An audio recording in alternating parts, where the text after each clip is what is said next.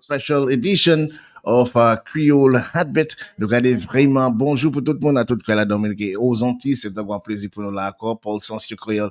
C'est on top, messieurs, mesdames, nous avons partagé beaucoup de différents aspects des cultures, tout ça.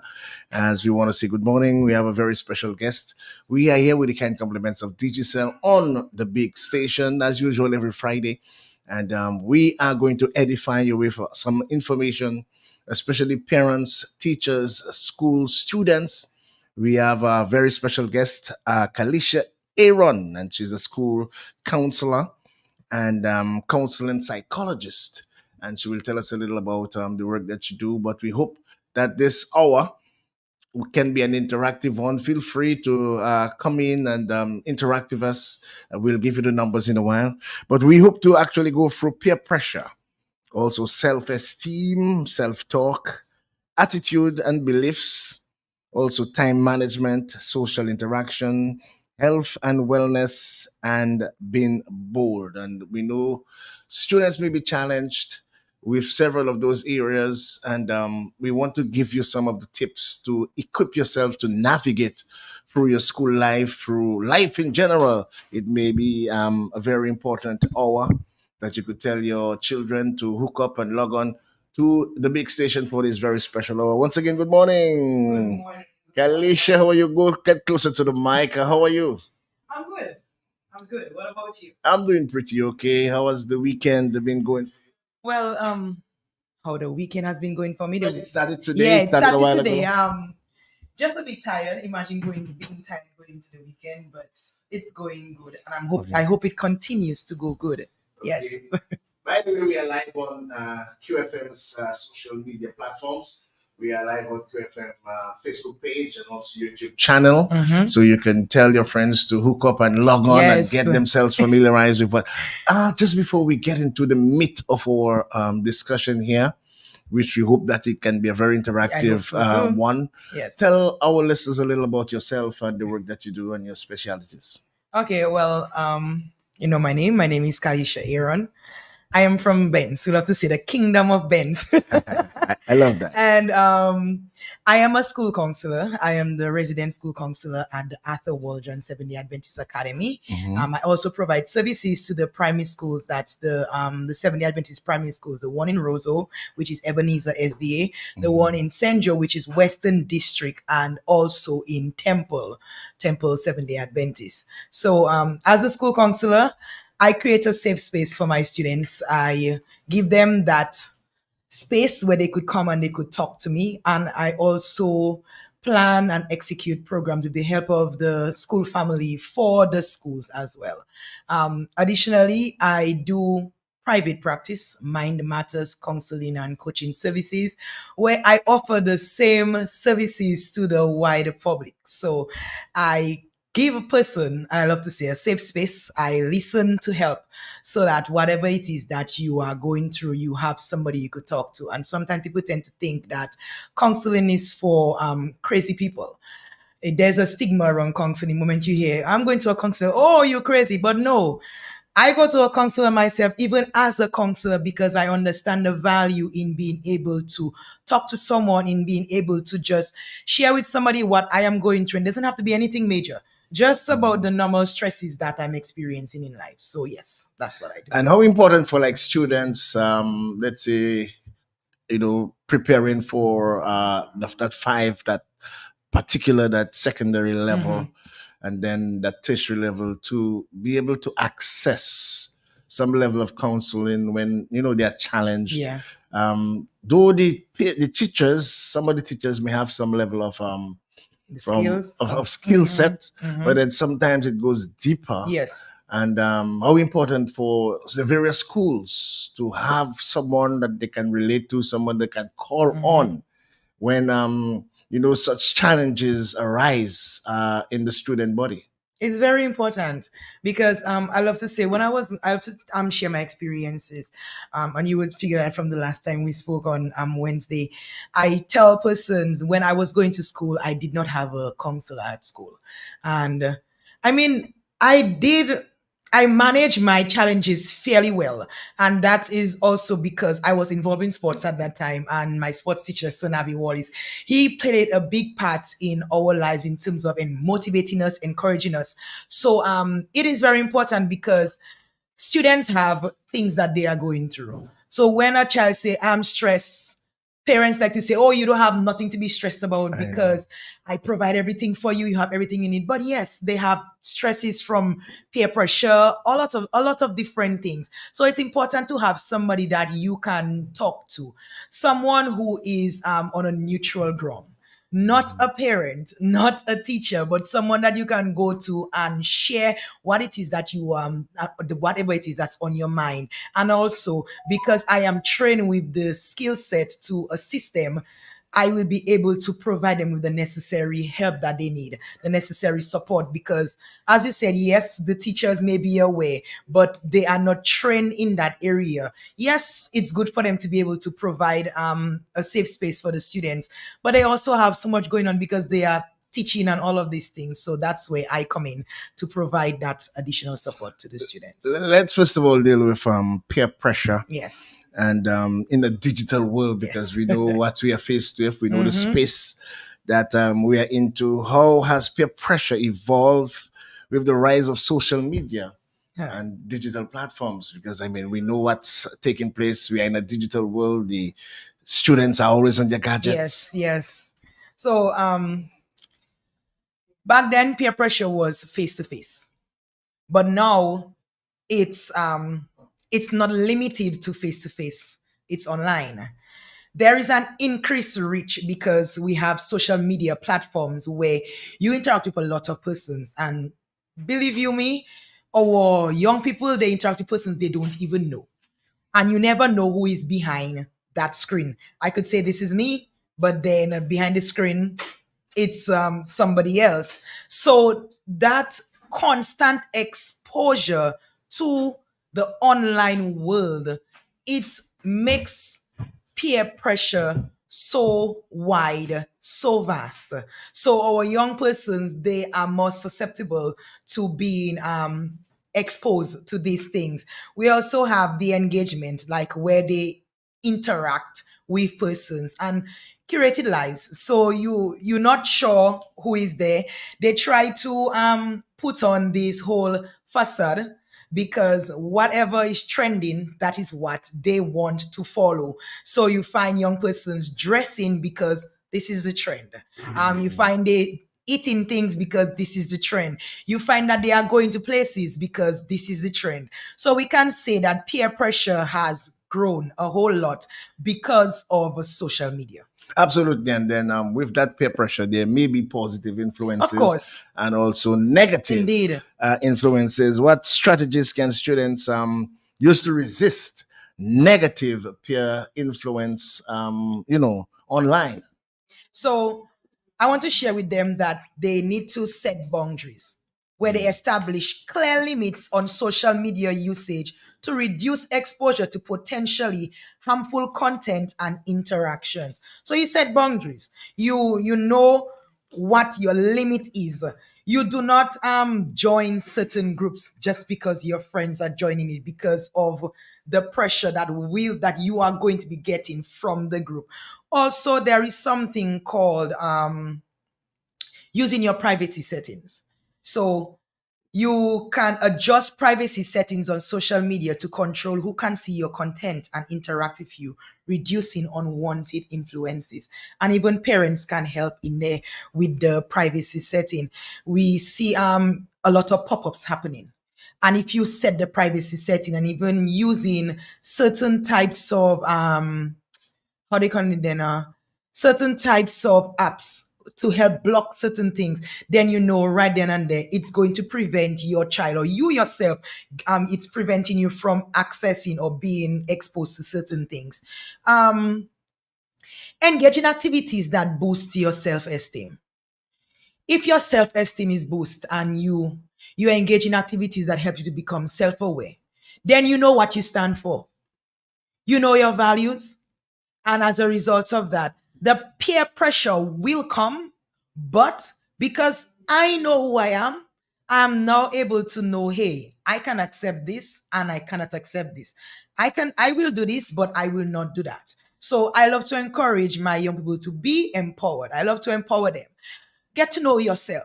Because when you know who you are and you understand who you are as a person, then the peer pressure is going to be at a minimum for you. You are not going to fall prey to any and everything because you know what you stand for. Absolutely. And in terms of identifying or recognizing when they have been, when students have been influenced in harmful ways, how do students actually find out if this is a negative influence on them, or what areas or what they should be looking forward to, which may in the future or in the long term, be a negative influence while online? So before I go to that question, I wanted to mention one more thing. You can report and block. Going back to how you can manage the negative peer pressure. Report and block. You don't have to respond. You just report the page, you block it. You can report it online. You can also report it to somebody in person who will be able to address whatever it is that is happening in terms of the negative peer pressure. So, how do our young people recognize they are being influenced negatively? First and foremost, there is a pressure to conform, the pressure to feel certain, to follow certain trends, opinions, or behaviors just to fit in or gain approval from others. So that constant feeling like I need to gain approval from others. There is that constant feeling. We also have the manipulative content. It manipulates your emotions or exploits insecurities to drive specific behaviors or purchases. And anything that is manipulative, it's negative. So they have to be able to recognize that. There's the isolation. Recognize if online interactions are making you feel isolated from real life relationships or encouraging you to distance yourself from supportive friends and family. Sometimes, like I've heard of this young person saying, I prefer being in the online world. And they find themselves resorting to going to play online in their room by themselves versus going out with friends. So when you start realizing, hey, I prefer to be there, that's a problem. Because why would you want to get away from reality? There's also overemphasis on validation, focusing on the likes, doing it for the likes, the comments. And there was one point in my life where I used to constantly be checking. So you post something on Instagram, you checking to see how many persons like it, how many persons comment on it. And I realized, whoa, okay, nah, I why should I be living my life based on person's approval? So there's that constant need to feel validated. We also have the comparison where they compare themselves. And it's very dangerous where you are comparing someone highlight reel to what is going on in your life. People put things out there. You do not know what is happening behind the scene. So somebody posts a photo. I remember, there was this video I was looking at where like people put so much emphasis on putting things out there, but they do not take the time to take care of themselves. So this young girl, she posts a photo of she and her boyfriend, but then you see in that online they're looking all cozy. But then behind the scene, the guy was upset with her and getting on. I was like, but why are you taking our photos for? But the world is not seeing that. The world is just seeing happy couple. So there's that comparison. And when you compare yourself to others, you're always going to find something to compare yourself. The comparison is always going to be there. So these are just some of the ways that they can recognize that social media is having a negative influence on their life. Well, what about cyberbullying? Oh, well, cyberbullying happens in the online world. Bullying happens, bullying is where somebody constantly does something. It's done repeatedly to create a feeling of, to basically cause harm to someone, whether it is physically, emotionally, mentally. So you are causing harm to someone. It is intentional. So we have cyberbullying happening a whole lot with persons posting comments about somebody just they are, in terms of posting comment, they are replying to your status, they are sending you messages online, they will, even things like where everybody into recording, and you record somebody and you are saying something about them, or you just record without saying anything, but based on what is being recorded, and they send it out there, not just on social, not just on Facebook and Instagram, but WhatsApp status. So all these, they are a form of cyberbullying, and it does take a toll on the mental health of our young people. And it is very critical that mental health of a student is at a particular level. Yes, it is. How important so? Very important. The World Health Organization said there is no health without mental health. That alone says a lot.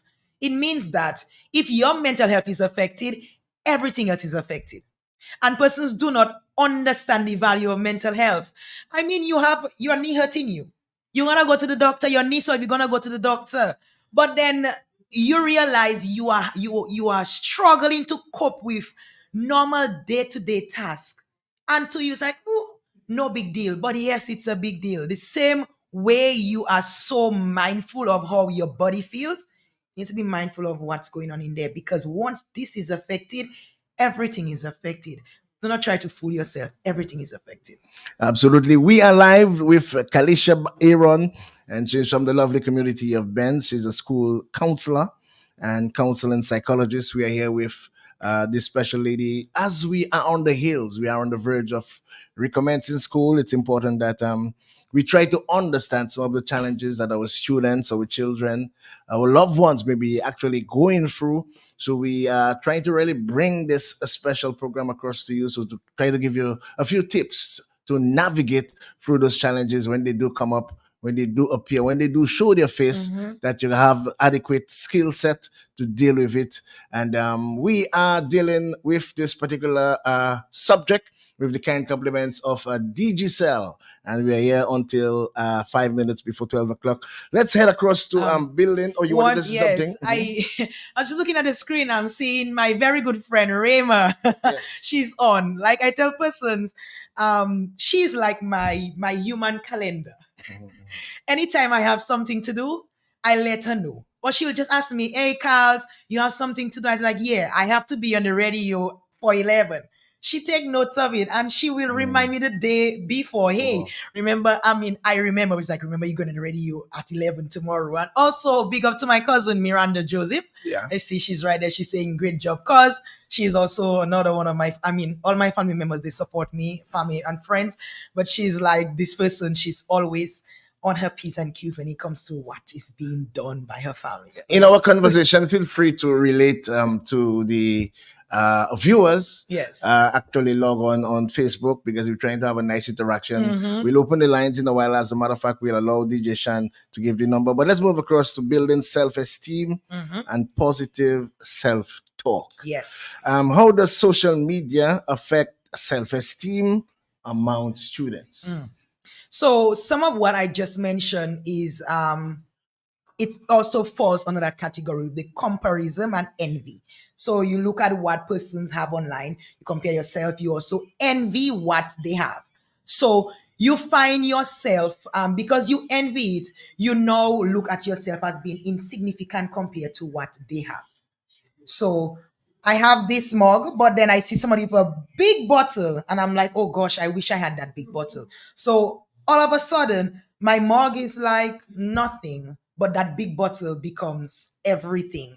There is also the unrealistic expectation. So social media tend to, as I said, persons put things out there that they want you to see, and there's it sets unrealistic expectation about beauty, success, and lifestyle, which can contribute to self-doubt and lower self-esteem when students feel they fall short. People use the filters. Yeah. And the filters make you look flawless. And they post that out there. And here's the young girl who is struggling with her acne, because this is the stage in life to struggle with the acne. And she just like, oh gosh, this person looks so beautiful, their face clean, and as a result of that, they just feel like this is the end of it. I am not beautiful, I am not pretty, I am not anything. You So start to doubt yourself. yes, you start to doubt yourself, because social media makes it look like life is flawless, life is perfect, and it's not. There's also feedback sensitivity, where students become overly sensitive to feedback or criticism received online, affecting their self-perception and emotional well-being. So no matter what I tell you in person, the comments you get online, it surpasses that. So for me, I am very, very, very mindful of my interactions on social media. You see, I'm reporting and blocking or just not like unfriending. I do that because when I go on social media, I am responsible for myself. And as a result of that, I know what I allow to be in my space. So anything that I realize is starting to affect me or I am starting to be affected by it, I cut it off. So we have all young persons who need to be very, very mindful of that. Identity exploration is another one, because social media offer opportunities for self-expression, and that can also lead to confusion about identity as students experiment with different personas to gain approval. And I ask you on Wednesday, at what age do persons form or create a social media account? Back then, when I started on Facebook, I believe it was 16. Now it is 13. So we have our 13-year-olds who's searching to find out who they are, going on social media, and as a result of that, they get exposed to so many different things. They do not really know who they are. Actually, as a matter of fact, they are still struggling to understand themselves. And the influence that they get on social media now create a foundation for them, which shouldn't be. So they need to be very, very, very mindful of that, because the identity exploration, we have the feedback sensitivity, unrealistic expectation, validation seeking, comparison and envy. So yes, that's how social media affect the self-esteem of our students. How self-talk play in shaping self-esteem? I mean, the ability to, tell yourself, yes, I am this, I'm going to do this, and be strong at it, because there is that trigger social media gives, which is so effective. Yes, it is. It is so contagious. Yes. Because we find some of our students, spend so much time, even more time on social media than anything else. And that those gadgets is like, they're virtually, is their best friend. Yes, it is. That when you take it away, that it When you take it away, it affects them, yes, psychologically. But then you have to be strong. One must be strong. Yes. And what's the role of self-talk in shaping self-esteem? Self-talk is very important. So Rene Descartes said, I think, therefore I am. What you tell yourself is exactly who you are going to be. Now, as we're talking about self-talk, sometimes we find our students, it's difficult for them to have positive self-talk.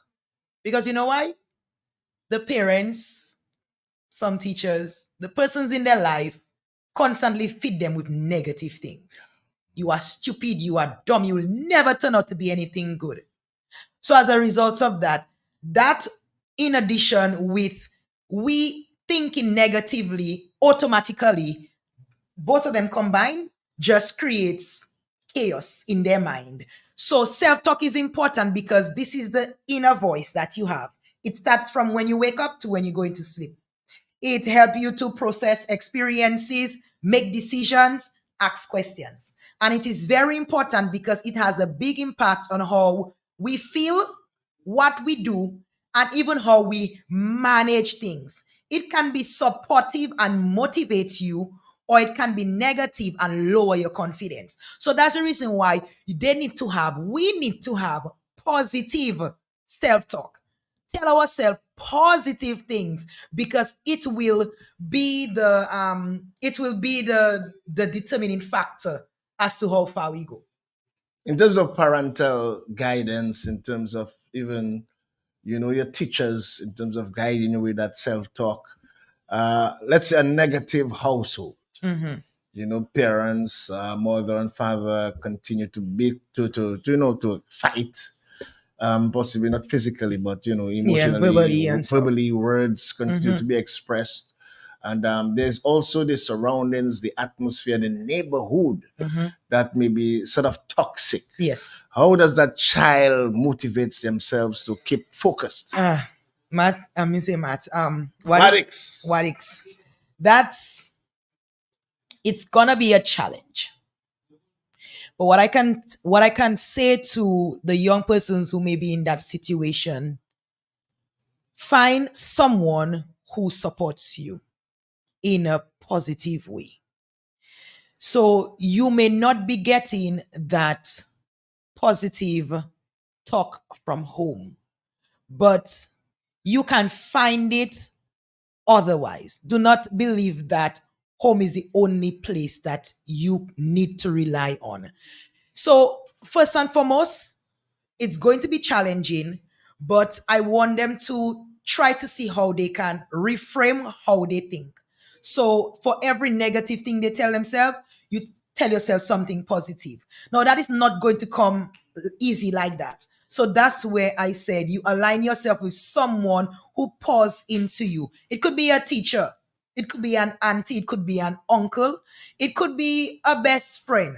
So connect with these persons so that they can now pour into you so it could help cushion what is going on at home. And as I said in the beginning, it's a challenge. But I will just say find someone who can talk positively to you. And in finding someone, there may be spiritual Oh yes. guidance Yes. that you Yes. may need, possibly someone in the community, very respectable person in the community. And because we are living in certain communities that there may be role models Yes. Yes. present, within that Within that toxicity community. Yeah. environment. And so you would urge how important spirituality is in terms of those challenges. And I remember speaking to just last week we had Ajani, and he really, time management was key for him. Yeah. And the level of spirituality was part of his success academically. Yes. Studies have shown that persons who have some form of spiritual connection, they tend to do a lot better.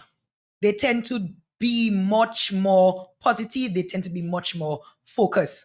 So it is very important. And as I said, you don't have to. It doesn't have to be a long hallelujah type of prayer to God. Just simple as can be. So you establish that connection. Find a spiritual mentor as well. For me, my mentors need to always have some form of spiritual connection because I am also very mindful of who I align myself with and who I allow to pour into me. So spiritual connection, yeah. It doesn't even have to be a pastor or the priest or a reverend.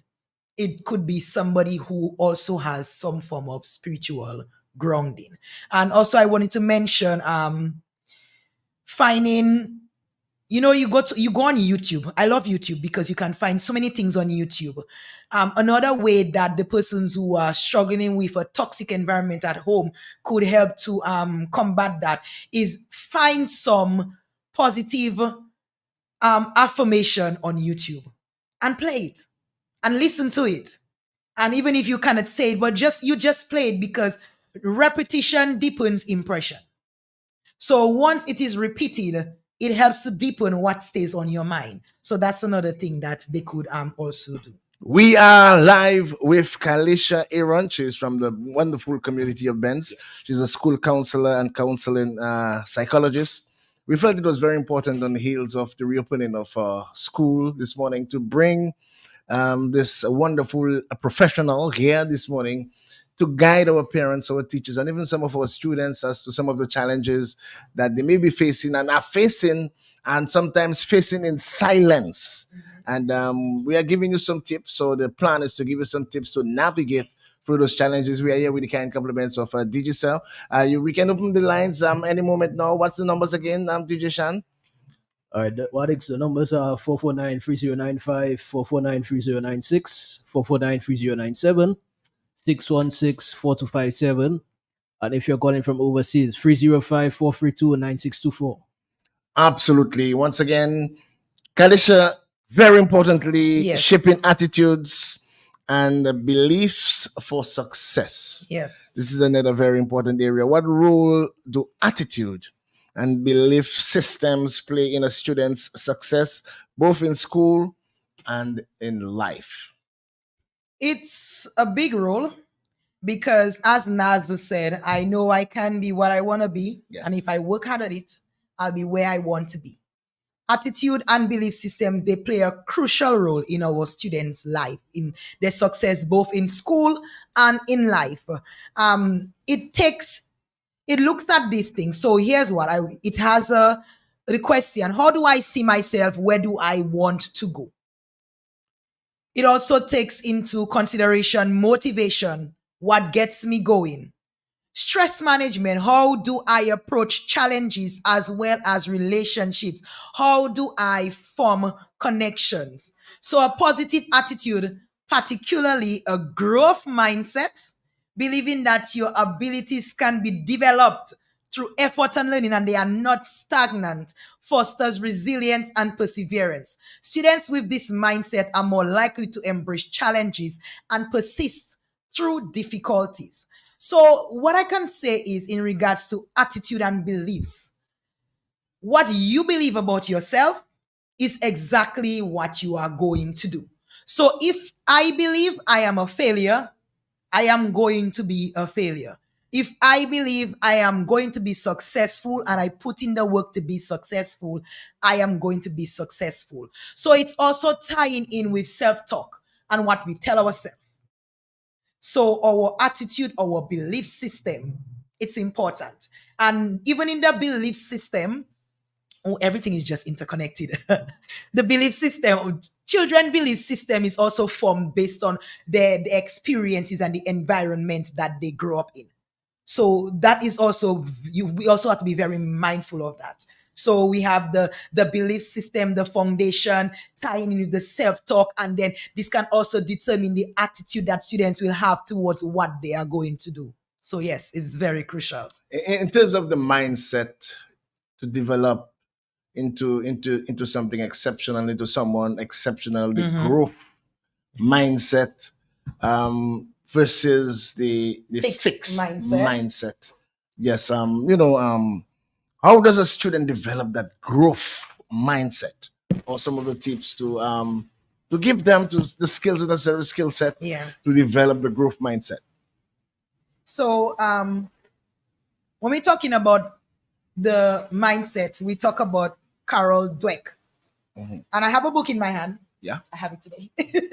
It's called Mindset, the New Psychology of Success. How we can learn to fulfill our potential, parenting, business, school, relationships. And in this book, Carol Dweck is talking about mindset.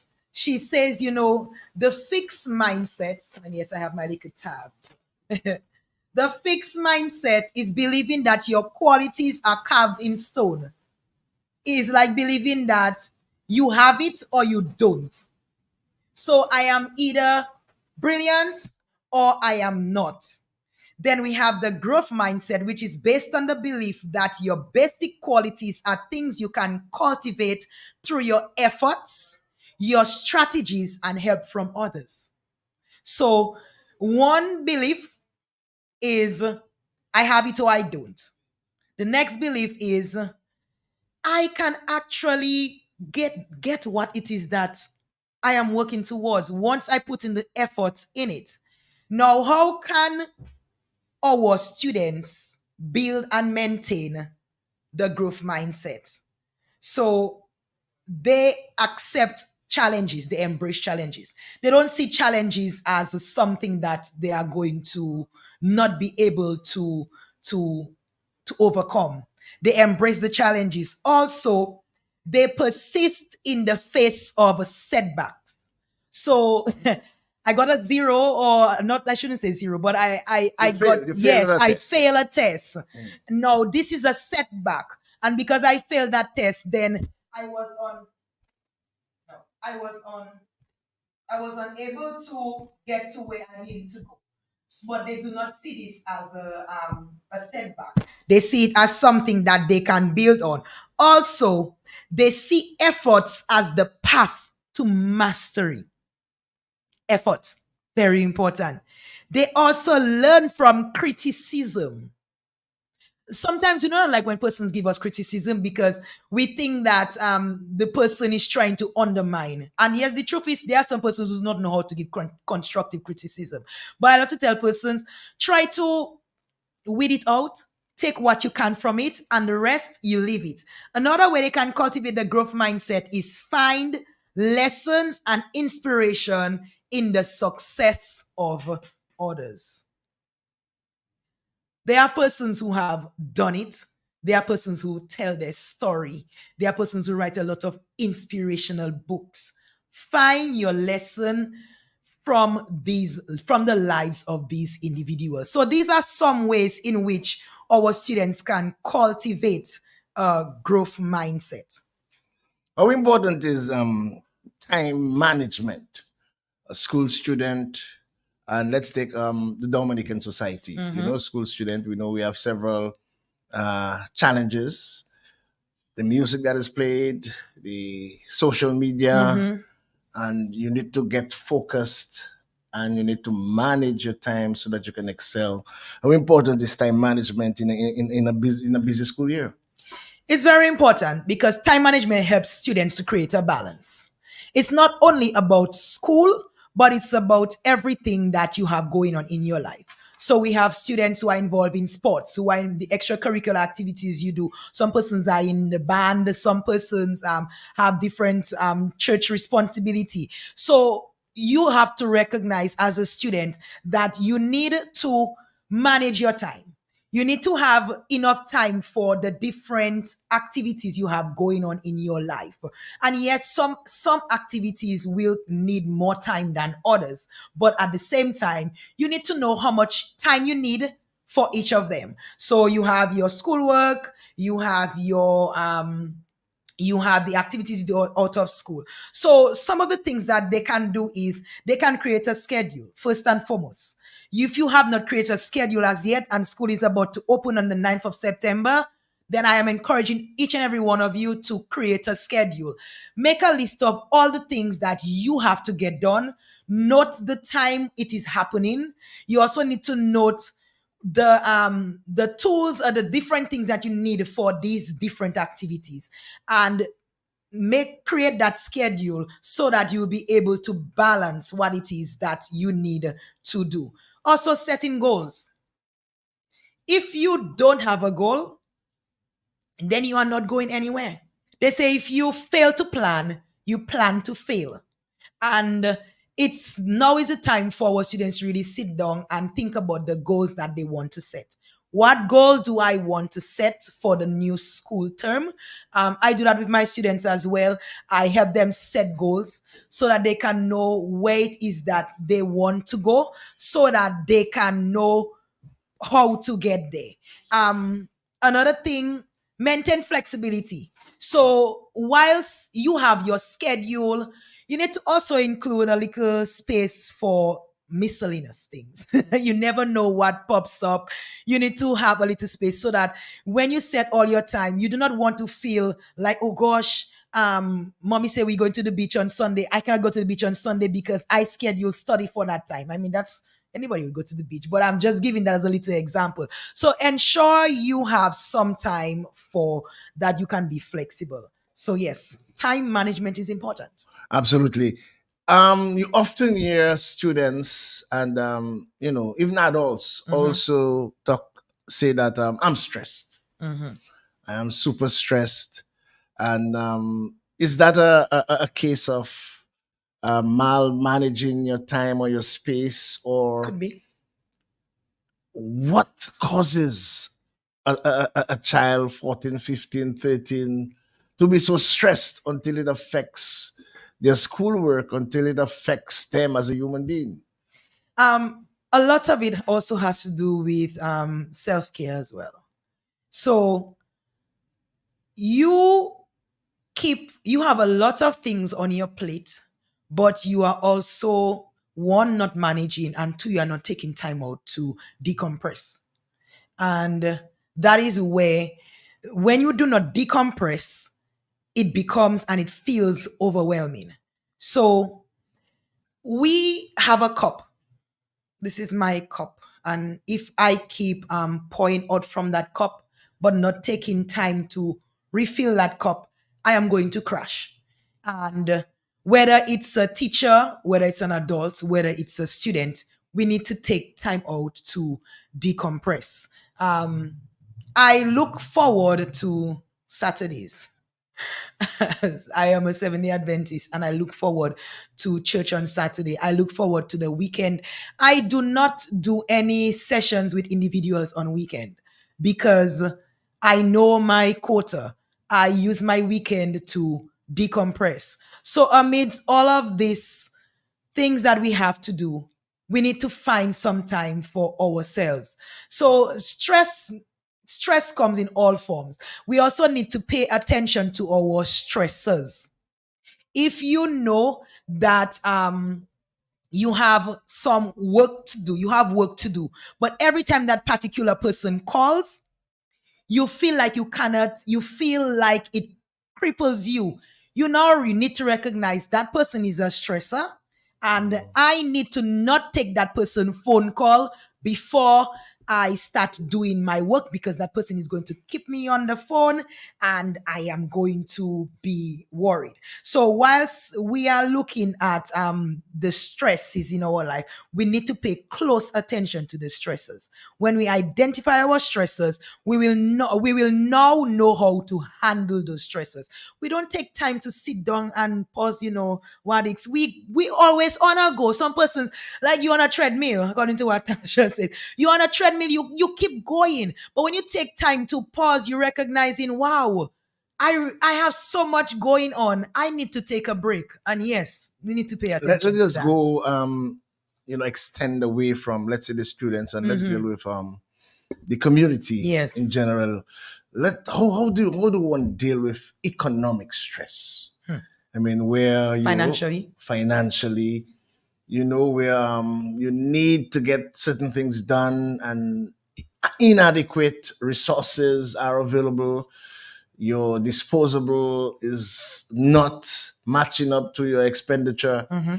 And you have to live, you have to survive, and that constant stress is a serious burden. How do one deal with such challenge?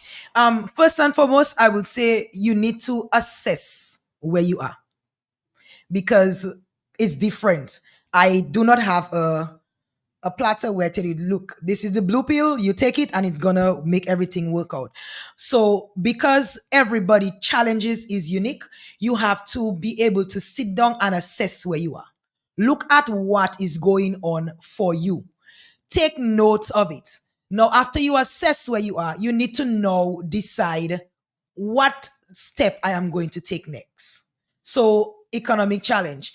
Do I have enough capital to continue going?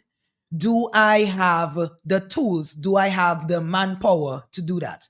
Now, what I'm going to say is very important, because some persons need to know when to just give up that particular thing, when to stop and move out of that space.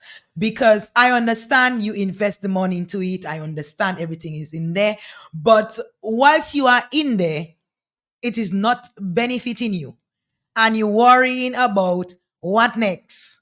So you need to be real and be honest with yourself and recognize, hey, this is no longer working for me.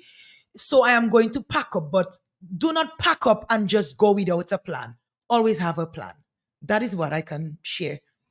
Let's get closer home to Yes. be more realistic. there are quite a bit of young parents, and they love entertainment, and sometimes they prioritize entertainment over their basic needs at home, even their children.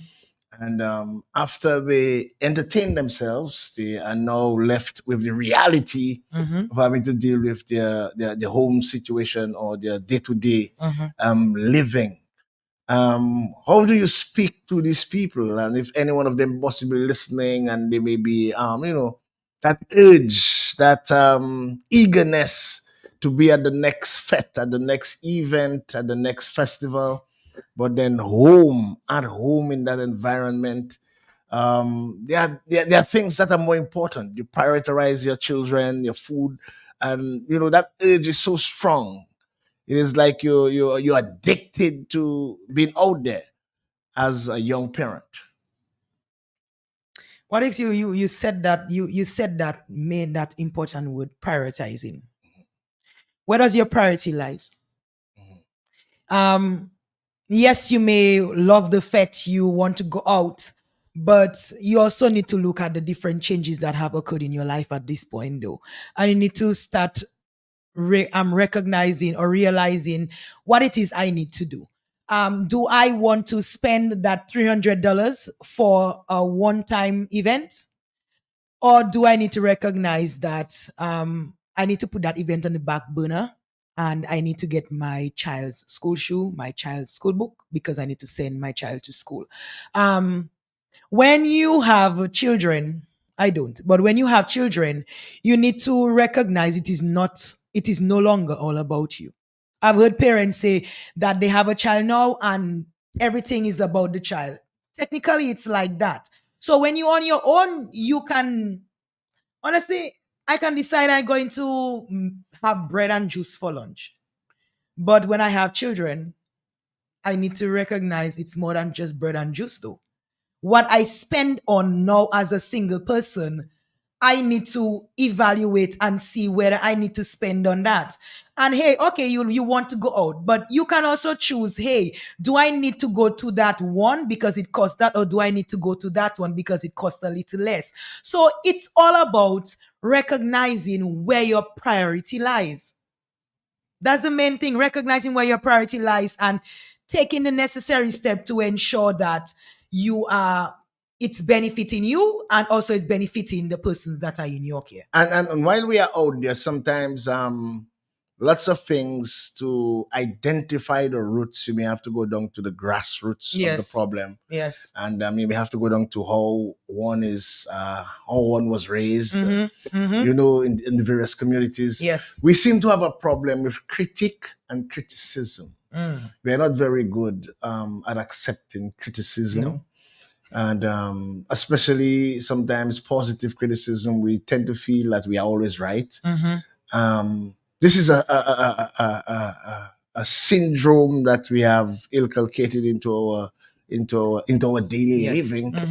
That if one would critique positively with the whole mindset of elevation, we can't handle it. We seem to feel that whatever we do, we are right.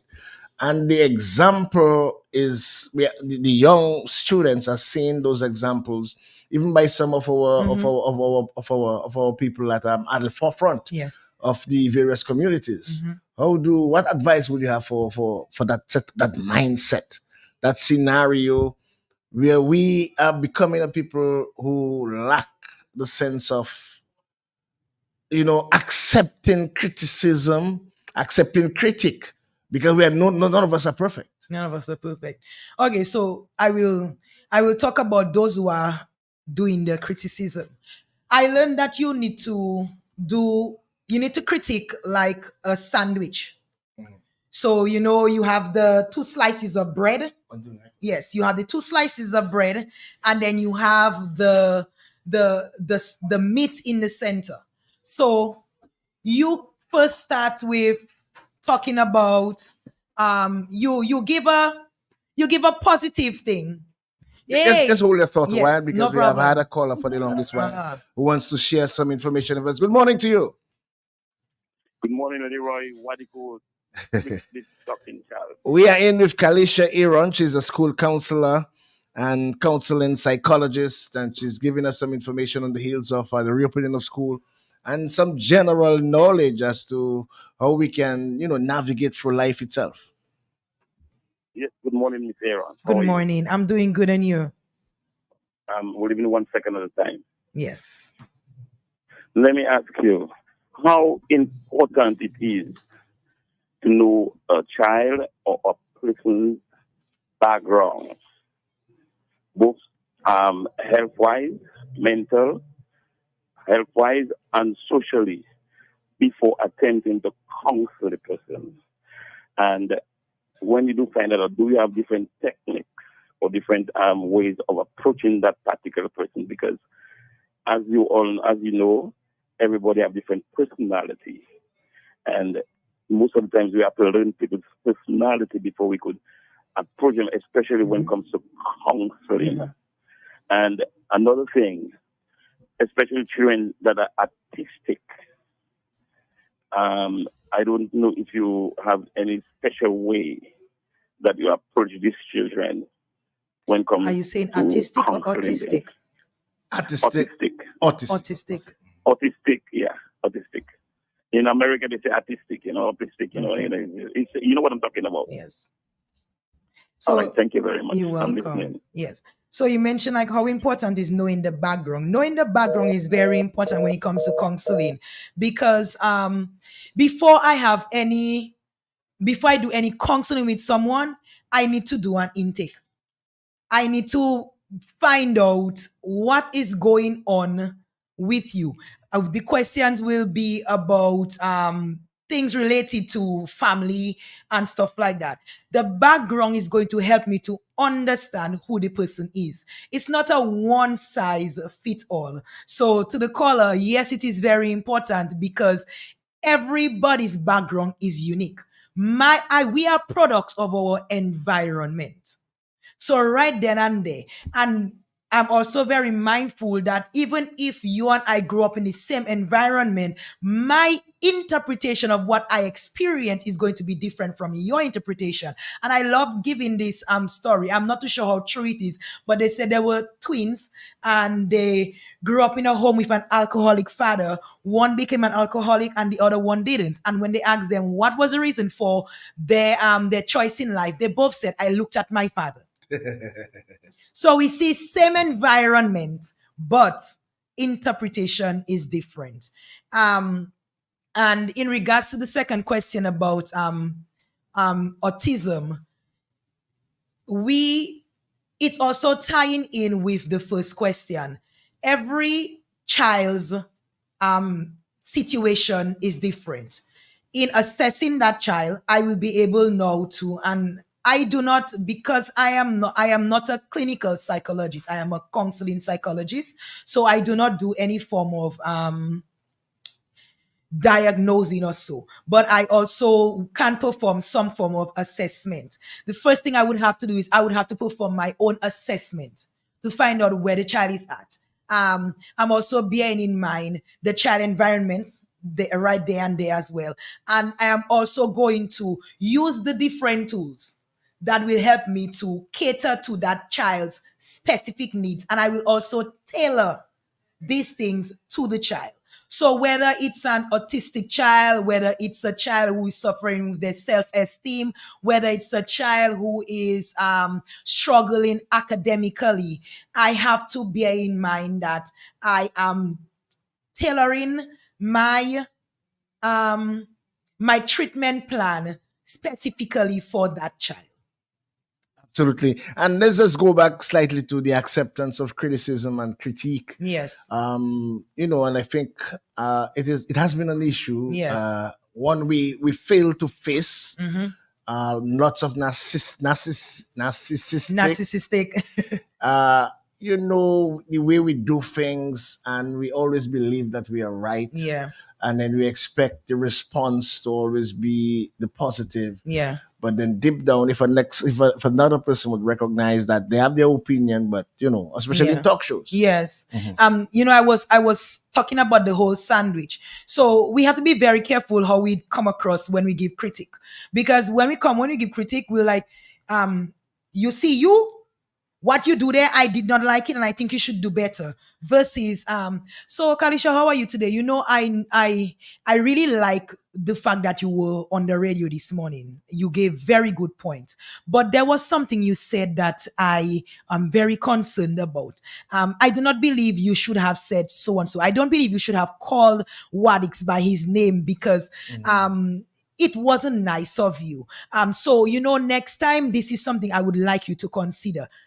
That would be more readily accepted versus how it was said. So we have to also be very mindful how we come across with giving the criticism. Now, to those who are on the receiving end of the criticism, do not be so ready to Combat it. yes, to knock somebody down just because they said something you did not like. I am somebody, you come with me, you come to me and you telling me something, and after you say it to me, I may not like what you say initially, but guess what? I do some self-reflection. I reflect and I try to see whether I can find some truth in what is being said, and I will see whether I need to make the necessary adjustment. So criticism we have to be looking at how it is done, and also the persons, we have to be honest with ourselves and also try to see what we can get from it. So it's not every time somebody says something to you, you need to just fly off the handle. Absolutely. And just before we wind up, because we should be winding up in the next Yeah. few minutes. What is I saw someone with a very long paragraph there. I do not know if we want to just Yes, just go over Yes. it because, like I said, we are interacting. If you can read it from that distance. I cannot read it that okay. I'll Okay. say it's from Sharon Talbot. She's from the UK, and she said, "What can parents do to support their children regarding?" I'm trying to read from afar. Regarding online bullying. Online bullying, yeah. I can. What about when young people are asked to send inappropriate images? This was not mentioned. How do the young people Like inappropriate videos. Inappropriate videos. Uh-huh. It's part of the cyberbullying. Yeah, the whole cyberbullying. And then how do parents deal with it, I guess. Basically. All right.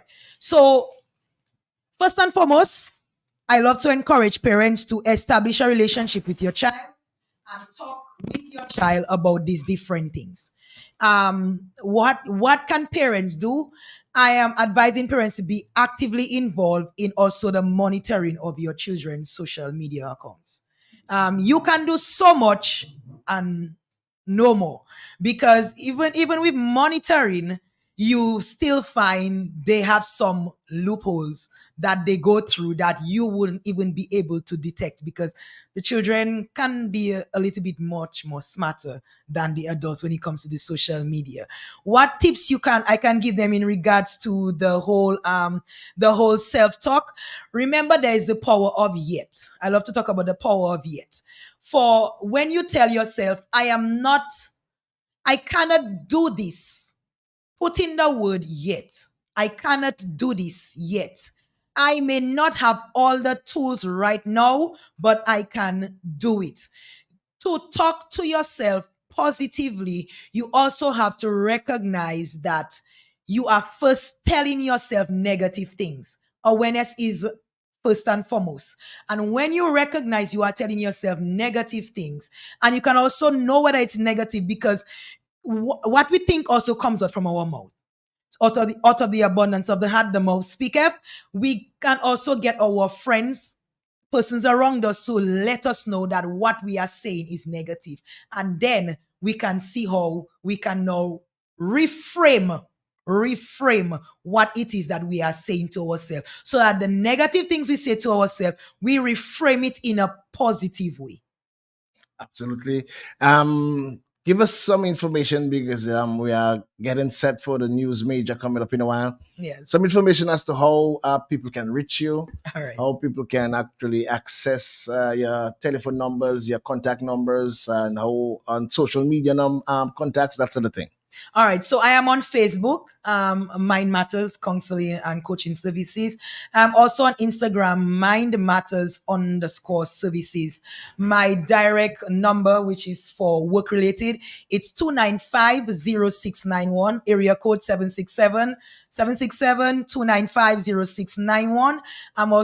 I can also be reached via email, mindmatterselevation@gmail.com. So you could give me a call, you could send me a WhatsApp message, you could send me an email, or reach out to me via social media, because a lot of persons do reach out that way, and I could get back in contact. I really want to thank you for really spending some time with us to, Thank you for having me, Wadi. educating our nation on those vital areas, because we know our youth are so challenged those days, and we sort of look over it. We tell ourselves it will repair itself, it will fix itself, but sometimes some of what we neglect may affect our children later on. They will, in life. not may, they will, except if we find some way to deal with what it is that we are affected and by. then we may be wondering where we went wrong. So we felt it was important to give you some tips. And we hope that it was edifying enough. Yes. That you got some information and you got some tips. And in case you want some clarification, you could reach Kalisha Aaron, and she gave you the various contact numbers. Once again, thank you,